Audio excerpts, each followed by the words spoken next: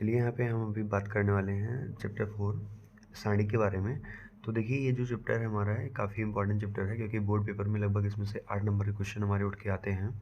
तो ये चैप्टर हमें कहाँ पे पढ़ने को मिलता है? आव्यूह के जस्ट बाद में। जो हमारा वर्ग आव्यूह होता था उसका ही जब हम परिवर्तित रूप देखते हैं तो वही हमारा सारणिक होता है। अब वर्ग आव्यूह क्या होता है? देखिए, जब भी हम किसी एक आव्यूह को देखते हैं तो उसमें जो हमारी ये क्षैतिज लाइनें यानी जो हमारी हॉरिजॉन्टल लाइन्स होती हैं, रो या पंक्तियाँ कहते हैं, और जो हमारी ये वर्टिकल लाइन्स यानी हमारी ऊर्ध्वाधर लाइन्स होती हैं, इनको हम क्या कहते हैं? कॉलम कहते हैं या फिर हम स्तंभ कहते हैं। देखिए, तो इसलिए इसको हम क्या करते हैं? C1, C2 और C3 से लिखते हैं। वैसे ही जो हमारी रो होती हैं उनको हम R1, R2 और R3 से लिखते हैं। यानी ये पहला रो, दूसरा रो और तीसरा रो, और ये पहला कॉलम, दूसरा कॉलम और तीसरा कॉलम। देखिए यहाँ पे हमारे टोटल रो की संख्या कितनी है? रो भी हमारा 3 है, और अगर हम कॉलम की बात करें तो कॉलम भी हमारा कितना है? 3 है। देखिए, तो अगर ये दोनों चीज़ें बराबर होती हैं तो ऐसे आव्यूह को हम क्या कहते थे? वर्ग आव्यूह कहते थे।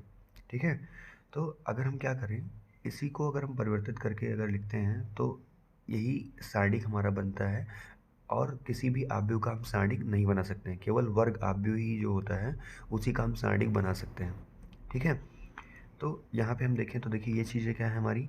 A11, A12, A13, A21, A22, A23, और जो ये हमारा A31, A32 और A33 लिखा गया है, ये हमारे इस आव्यूह के क्या है? हमारे अवयव कहलाते हैं, यानी एलिमेंट कहलाते हैं। तो यहाँ पे जो ये 1 लिखा गया है या 1 2 जो भी चीज़ें हैं, ये हमारे ये बताती हैं कि वो अवयव जो है हमारा, वो किस पंक्ति में है और किस स्तंभ में है, यानी किस रो में है और किस कॉलम में है। तो यहाँ पे इसको अगर हम संक्षिप्त रूप में लिखना चाहें तो हम AIJ के रूप में लिखते हैं। ठीक है, यहाँ पे आई जो होता है हमारा, तो आई जो होता है हमारा वो हमारी पंक्ति को बताता है, यानी रो को अगर प्रदर्शित करता है। वहीं पे जब हम जे की बात करते हैं तो जे जो हमारा होता है वो कॉलम को यानी हमारे स्तंभ के बारे में बताता है। ठीक है, जैसे देखिए यहाँ पे अगर हम इस अवयव की बात करें तो ये अवयव हमारा कहाँ पे है? पहली पंक्ति में है, तो इसलिए यहाँ पे 1 लिखा गया है, और पहले कॉलम में भी है इसलिए यहाँ पे 1 लिखा गया। जैसे भी हम अगर इसकी बात करें, देखिए तो ये किस पंक्ति में है? दूसरी पंक्ति में है। पहली पंक्ति ये थी, दूसरी पंक्ति ये है, दूसरी पंक्ति में है, और कॉलम कौन सा है इसका? पहला और दूसरा, इसलिए देखिए यहाँ पे लिखा गया है 2 और 2। अब हम क्या करते हैं, अगर इस वर्ग आव्यूह को हम क्या करें? परिवर्तित करके लिखें सारणी के रूप में, तो हमें कैसे लिखना पड़ेगा?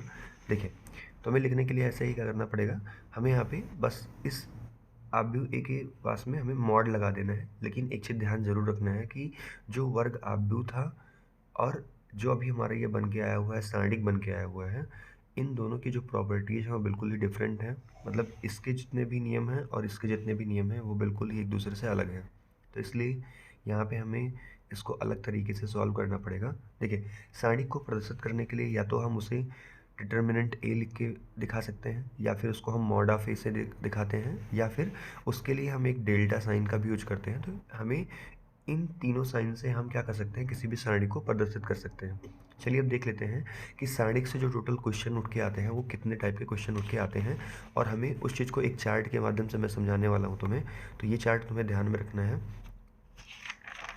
देखिए, जब हम सारणी की बात करते हैं सबसे पहले हमें एक आव्यूह दिया जाता है जो कि हमारा आव्यूह ए होता है। ठीक है, अब आप कुछ भी मान सकते हैं, ABCD कुछ भी मान लीजिए, लेकिन मैं आव्यूह ए मान रहा हूँ, तो आप भी कोशिश करें कि आव्यूह ए मानिए, जिससे आपको अभी कन्फ्यूजन ना हो। देखिए, तो हमें एक आव्यूह दिया जाता है जो कि हमारा कौन सा आव्यूह होता है? वर्ग आव्यूह होता है, क्योंकि वर्ग आव्यूह को ही हम सारणी में बदल सकते हैं और किसी भी आव्यूह को हम सारणी में बदल नहीं सकते हैं। और हमने अभी देखा कि वर्ग आव्यूह क्या होता है? जिसमें हमारे जो रो और कॉलम्स की संख्या जिसमें क्या हो? बिल्कुल बराबर हो, तो उसी आव्यूह को हम क्या कहेंगे? वर्ग आव्यूह कहेंगे। ठीक है, अब चलिए सबसे पहले हम क्या करेंगे? वर्ग आव्यूह को सारणिक में परिवर्तित करेंगे।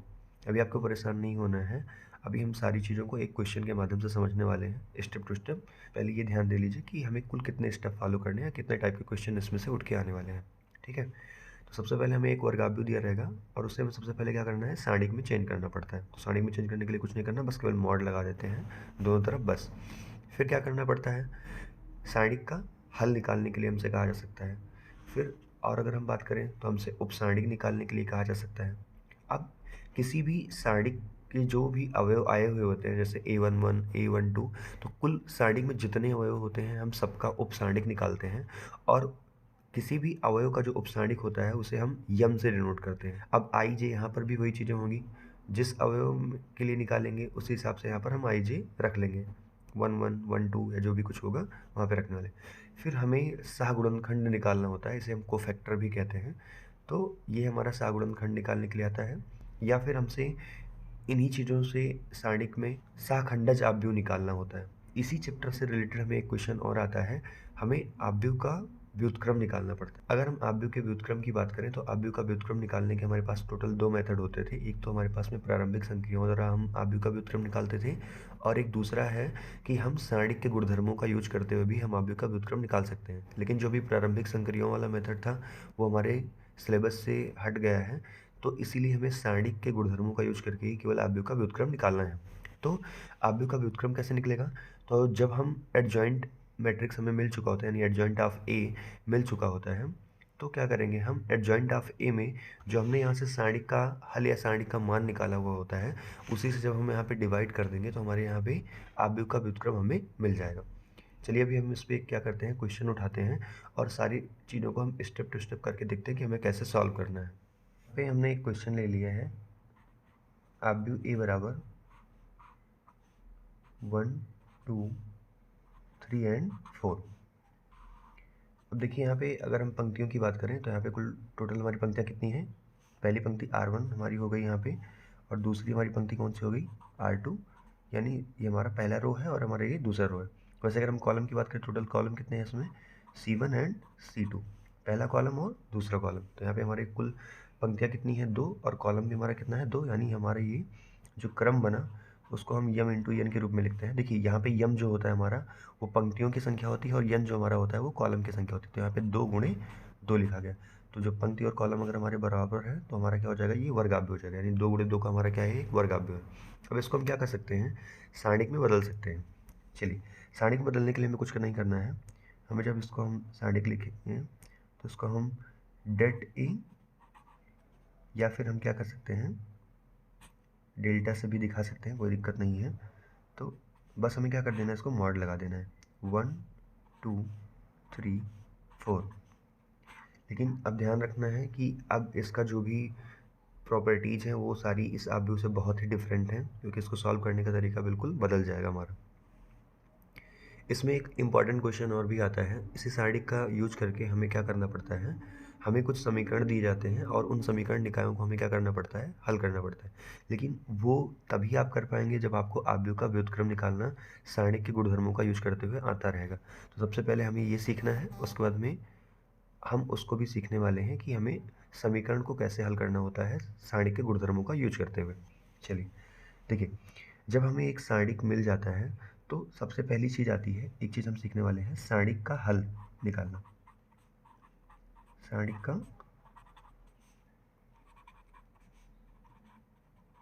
हल या सारणिक का मान निकालने के लिए। देखिए, तो ये अगर हमारा आव्यूह 2 गुणे 2 क्रम का था, तब इस टाइप के सारणिक को हल करने के लिए कोई प्रॉब्लम नहीं होती है। इसमें भी बस कुछ करना नहीं होता है। जैसे यहाँ पे मान लीजिए अगर हमारा मॉड ए की अगर हम बात करें तो ये हमारा कितना दिया गया था? 1 2 3 4। तो हमें क्या करना है, इस पहले अवयव को इसके साथ में हमें क्रॉस मल्टीप्लिकेशन कराना है। जैसे हम यहाँ पे 1 को अगर हम 4 से मल्टीप्लाई करेंगे तो कितना आ जाएगा हमारा? 4 आ जाएगा। और हमें माइनस कर लेना है, हमें ये जो दूसरा वाला अवयव बचा हुआ था, तो इसको हमें क्या कर लेना है, इसको भी क्रॉस मल्टीप्लिकेशन कराना है। तो हमें देखो यहाँ पे करेंगे, अगर हम 2 को 3 से मल्टीप्लाई करेंगे कितना आ जाएगा हमारा? 6 आ जाएगा। 4 और 6 को अगर हम सॉल्व करें यहाँ पे तो हमारा कितना हो जाएगा? यहाँ पे -2 आ गया। और जो यही हमारा -2 होता है इस सारणिक का हल कहलाता है, यानी इस सारणिक का मान कहलाता है। ठीक है। अब एक चीज़ ज़रूर याद रखना है कि अगर हमारे मॉड ए की वैल्यू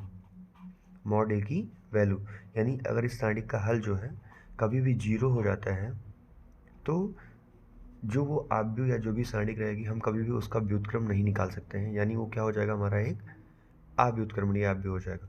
लेकिन अगर ये चीज़ यहाँ पे 0 के इक्वल नहीं है, जैसे अभी यहाँ पे देखें तो यहाँ पे ये 0 के इक्वल में नहीं है, तो अगर ये 0 के इक्वल में नहीं है तब वो एक व्युत्क्रमणीय आव्यूह रहेगा, यानी उसका हम ए इनवर्स निकाल सकते हैं। ठीक है। तो पहली चीज़ हमने सीख ली कि सारणिक का हल कैसे निकालना है। अब दूसरी चीज़ पे हम बात करते हैं कि सारणिक के उपसारणिक कैसे निकालते हैं। तो उपसारणिक की अगर हम बात करें,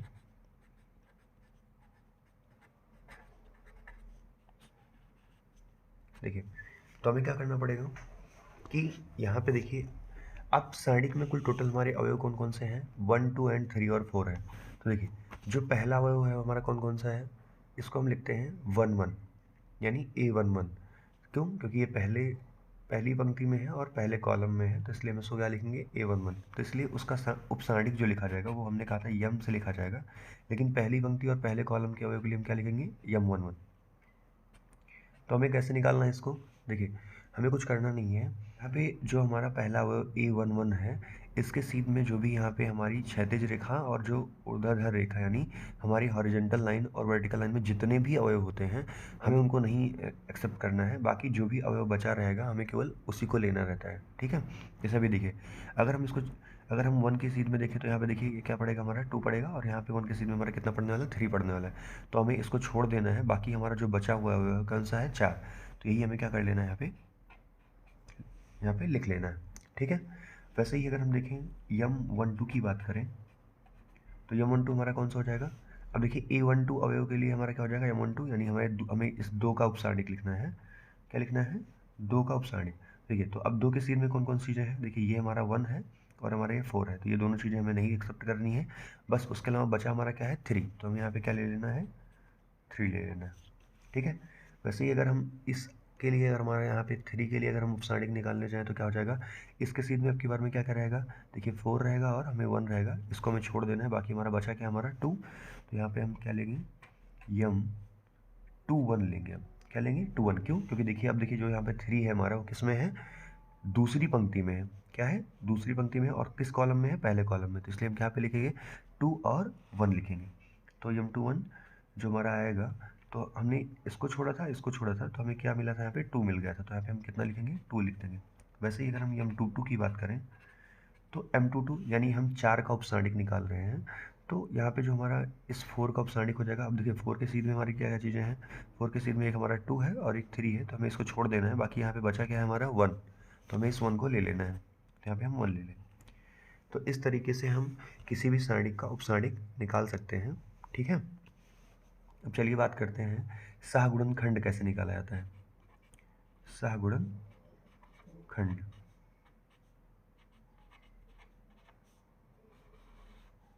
देखिए जब हम सहगुणनखंड की बात करते हैं तो सहगुणनखंड हमारा क्या होता है, उसे हम कैपिटल AIJ से लिखते हैं। कैसे, AIJ से।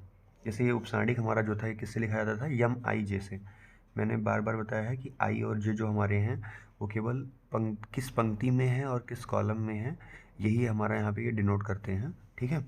तो सहगुणनखंड की देखते हैं। देखो अब हमें इसको लिखना है A11। क्या है, A11।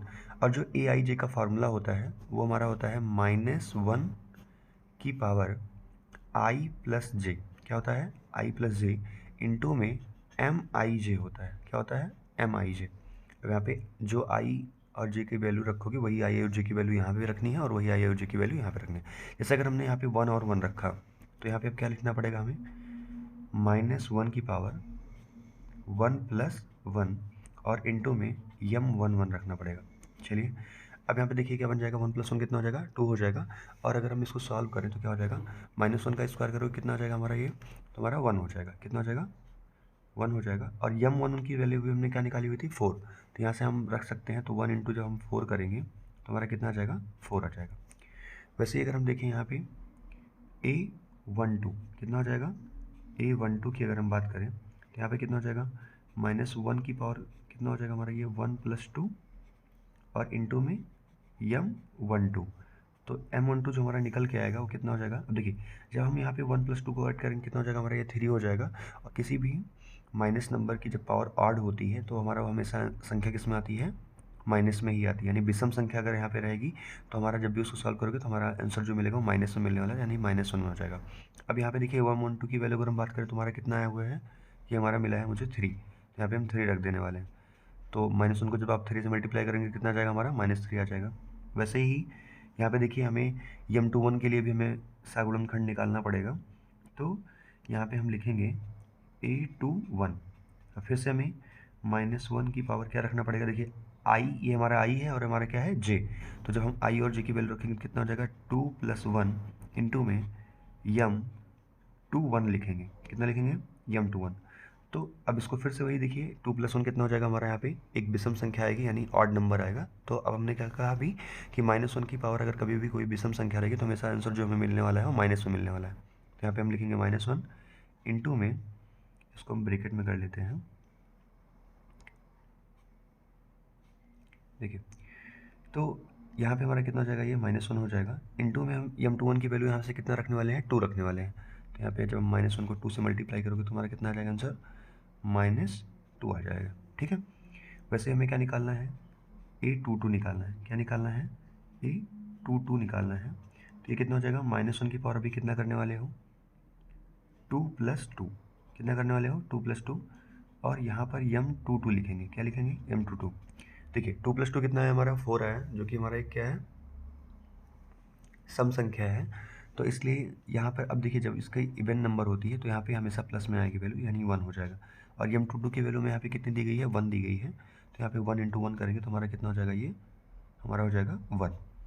और जो यही हमारे A11, A12, A21 और A22 हैं, ये इस सारणी के क्या कहलाते हैं? सहगुणन खंड कहलाते हैं। तीसरी चीज़ जो हमसे पूछी जाती है, तो सारणी में हमसे क्या पूछा जाता है? हमें सहखंडज आव्यूह निकालना होता है। क्या निकालना होता है? सहखंडज आव्यूह।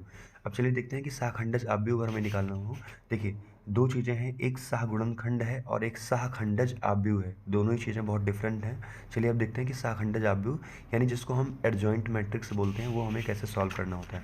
तो उसके लिए हम क्या करते हैं? सबसे पहले जो ये हमारे सहगुणन खंड मिले हुए थे, A11, A12, A21 और A22, सबसे पहले इनकी वैल्यू हम यहाँ पे लिख लेंगे अभी। उसके बाद में हम बताते हैं आपको क्या करना है। देखिए, तो यहाँ पे अगर हम ध्यान से देखें तो हमारे यहाँ पे A11 की वैल्यू कितनी मिली हुई थी? 4, -3, -2 एंड 1। यहाँ पे इसको लिख लेते हैं, 4, -3, -2 एंड 1। अब देखते हैं कि हमें अगर एडजॉइंट मैट्रिक्स यानी सहखंडज आव्यूह, जिसको हम लिखते कैसे हैं? इसी को हम एडजॉइंट मैट्रिक्स ऑफ ए कहते हैं, क्योंकि हमारा जो अगर हम देखें तो आव्यूह हमारा पहले क्या था? ए था। तो इसलिए इसका इस आव्यूह का सहखंडज आव्यूह जो कहलाएगा वो क्या कहलाएगा? एडजॉइंट ऑफ ए कहलाएगा। क्या कहलाएगा? एडजॉइंट ऑफ ए लिखा जाता है। लेकिन अब जो एडजॉइंट ऑफ ए निकालना है उसके लिए सबसे पहले क्या करना पड़ेगा? जो हमारी ये सहगुणन खंड आए हुए हैं, सबसे पहले हम इन सहगुणन खंडों से मिलाकर एक आव्यूह बनाने वाले हैं। सहगुणन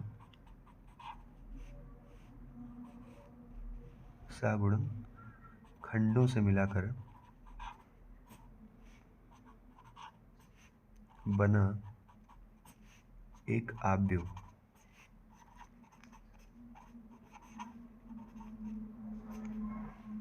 और इस आव्यूह को हम नाम क्या देने वाले हैं? सी। आप कुछ भी मान सकते हैं, लेकिन मैं यहाँ पे सी मानने वाला हूँ। तो यहाँ पे मैं लिख भी देता हूँ कि माना इन सहगुणन खंडों से मिलकर एक बना आव्यूह क्या हमारा? सी है। तो अगर हमें सी लिखना होगा तो क्या होगा?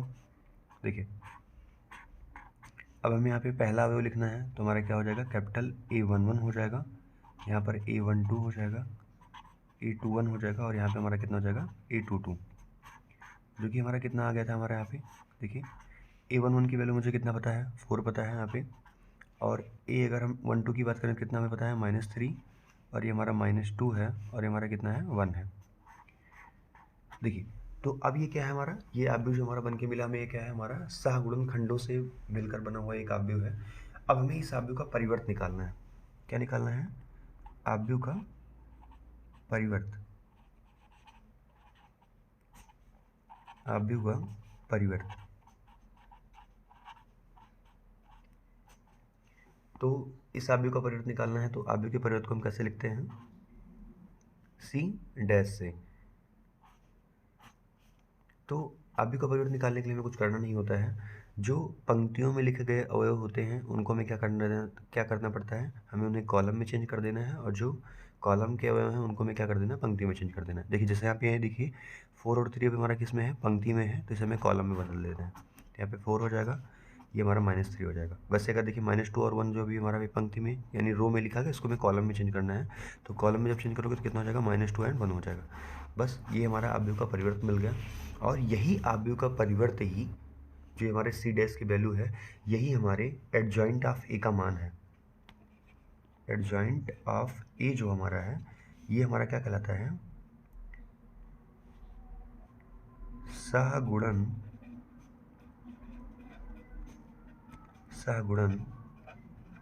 खंडों से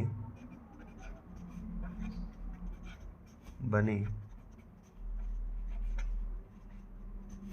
आव्यूह का परिवर्त। अब देखिए यहाँ पे सहगुणन खंडों से आव्यूह कौन सा बनाया हमने, सी, और उसका परिवर्त हमने क्या निकाला, सी डैश, यानी हम यहाँ पे कौन सी वैल्यू रखने वाले हैं, सी डैश रखने वाले हैं।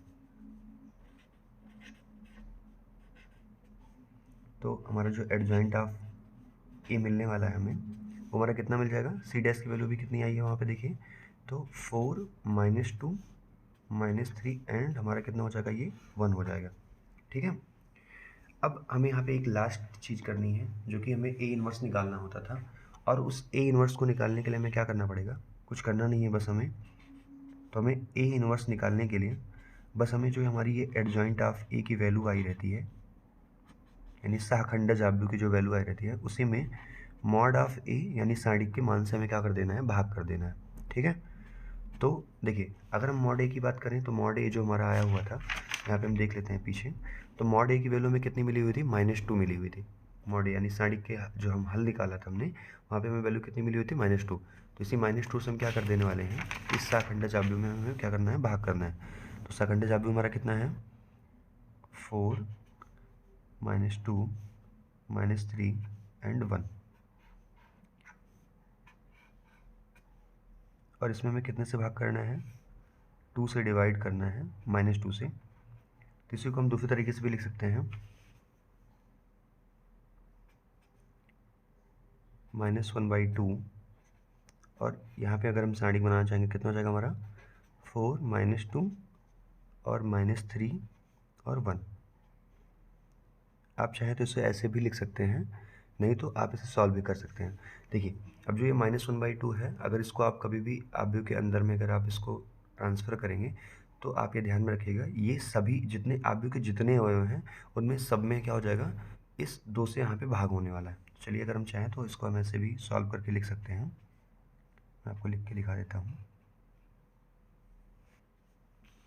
देखिए जब भी यहाँ पे हम -1/2 का गुणा अगर हम इस 4 के साथ में करेंगे, तो यहाँ पे कितना हो जाएगा, ये -2 आ जाएगा।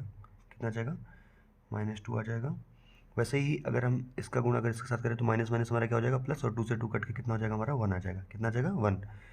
अगर यहाँ पे हम यहाँ पे बात करें, तो हमारा कितना हो जाएगा, ये माइनस माइनस प्लस, और हमारा हो जाएगा 3/2। कितना हो जाएगा, 3/2 हो जाएगा। और यहाँ पे अगर हम देखें यहाँ पे, तो ये हमारा हो जाएगा -1/2। कितना हो जाएगा, माइनस में 1/2 हो जाएगा। इसको हम क्लोज कर देते हैं, और हमारी यही क्या हो जाएगी, ए इनवर्स की वैल्यू हो जाएगी। ठीक है। तो हमने क्या देखा कि अगर हमें किसी भी आव्यूह से ए इनवर्स निकालना है सारणी के गुणधर्मों का यूज करके, तो जब तक हम इतने स्टेप नहीं फॉलो करेंगे, सबसे पहले हमें एक आव्यूह दिया रहता है, आव्यूह में एक ए दिया जाता है, उस आव्यूह को सबसे पहले हमने क्या किया, सारणिक में परिवर्तित किया हमने, फिर हमने उस सारणिक का क्या निकाला, हल निकाला, फिर हमने उसके उपसारणिक बनाए, और उसके बाद में हमने क्या बनाया, उसका सहगुणन खंड बनाया, और सहगुणन खंड के बाद में हमने क्या किया, उसका हमने एक सहखंडज आव्यूह निकालने के लिए हमें क्या करना पड़ा, हमने सबसे पहले उन सहगुणन खंडों से मिला करके एक आव्यूह सी बनाया, और उस आव्यूह सी का हमने क्या निकाल लिया, परिवर्त निकाल लिया, और वही जो सहगुणन खंडों से बने हुए आव्यूह का परिवर्त जो सी डैश था, उसी को हम क्या कहते हैं, सहखंडज आव्यूह यानी एडजॉइंट मैट्रिक्स कहते हैं। और ए इनवर्स निकालने के लिए हमें उसे एडजॉइंट ऑफ ए में हमें क्या कर देना पड़ेगा, सारणिक के हल यानी मॉड ऑफ ए से हमें क्या कर देना है, डिवाइड कर देना है। तो इस तरीके से यही हमारा क्या हो गया, आंसर हो गया। देखिए अब जो हमें इसी पे एक सबसे इम्पॉर्टेंट क्वेश्चन हमारे बोर्ड पेपर में बहुत बार पूछा जाता है, सारणिक के गुणधर्मों का यूज करके हमें जो इक्वेशन सॉल्व करनी पड़ती है, यानी समीकरण का हमें हल निकालना पड़ता है, तो उसे हम क्या करने वाले हैं, नेक्स्ट वीडियो में सीखने वाले हैं। ठीक है, चलिए धन्यवाद।